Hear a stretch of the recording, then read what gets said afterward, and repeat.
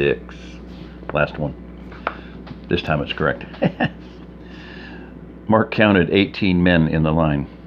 Mike had said that 22 had left in the trucks. Including Snuffer, that meant that only 19 had come back. The karate man wondered where the other 3 were. Maybe they'd been killed. He hoped so. He found it strange that he was wishing for people to be killed, but the world had changed in the last 3 months, and he'd changed with it, he realized.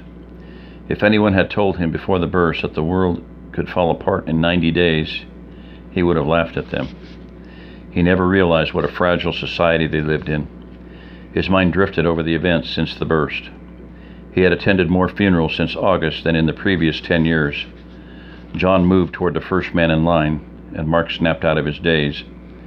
John walked down the line, looking in each container. On most of them, he looked back up at the bearer and shook the man's hand or slapped him heartily on the back. Toward the end, he looked in one box and seemed upset when he looked back up. Mark could see that the man John was in front of was talking and making gestures like he didn't understand. John reached down into the box, pulled out a portable radio, and shook it at the man. He then turned and threw it as far as he could. Mark could see the anger on his ex-neighbor's face. When John turned back toward the man with his hands on his hips, he was waiting for an explanation. The man said a few words and then crossed his arms like he was through defending himself. John's right hand exploded off of his hip and crashed into the man's face. With his arms folded, there was no way the attacked man could block the punch. Mark doubted he could have blocked it even if he'd been expecting it. It came so fast. Mark had seen some quick hands back when he was going to tournaments, but only a special few had been as fast as John just was. The thin man fell to the ground with blood squirting from his nose. John moved down the line as if the event had just transpired had never happened. He looked in the last 2 boxes, their contents evidently more to his liking. John stepped back from the line and stood next to Snuffer, rubbing his hands together quickly, as if he was trying to warm them up. Mark had seen people at the dinner table rub their hands like that before they dug into an especially delicious dessert or favorite food. John made a wave at the trucks, and the 3 men Mark had hoped were dead appeared out of one of the trucks. Each pulled a woman out of the bed, and they roughly pushed the charges toward Big O. Mark looked closely at the women. They all seemed to be young and strong, although they were dirty and haggard-looking. Their hands were tied behind their backs. Mark could hear the cat calls and some of the obscenities being directed at the women. They were wide-eyed with fear as they were herded toward John. When the men had them arrayed shoulder to shoulder in front of their leader, they stepped back a few feet. John looked at the captives as if they were at a cattle auction trying to decide which heifer to bid on. He circled the trio. Mark could now see that they were really nothing more than girls about the same age as Samantha.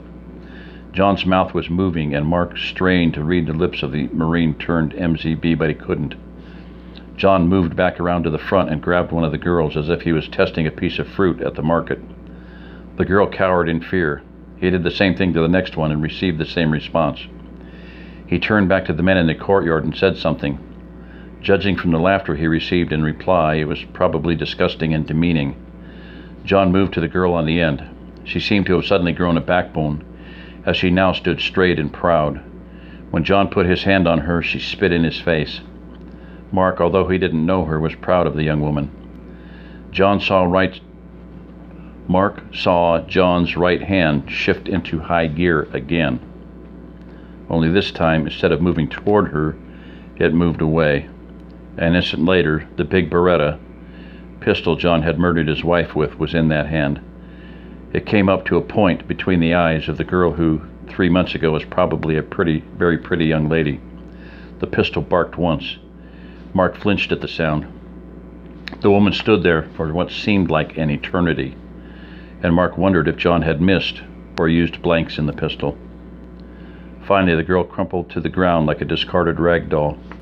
The cheers that rose from the pack of MZBs reminded Mark of the cheers he imagined the Romans gave when a lion ate a Christian. Mark's anger went from 0 to 60 in a heartbeat. The thought of pulling his rifle up and shooting John flashed through his mind. Just as quickly, he heard the words Gunny had said to Ted, and he knew that even if he could kill that son of a bitch, it wouldn't stop what was going on at the ranch. No, they had to wait for the right time.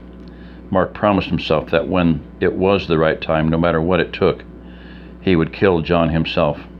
I have changed, haven't I? He thought coldly.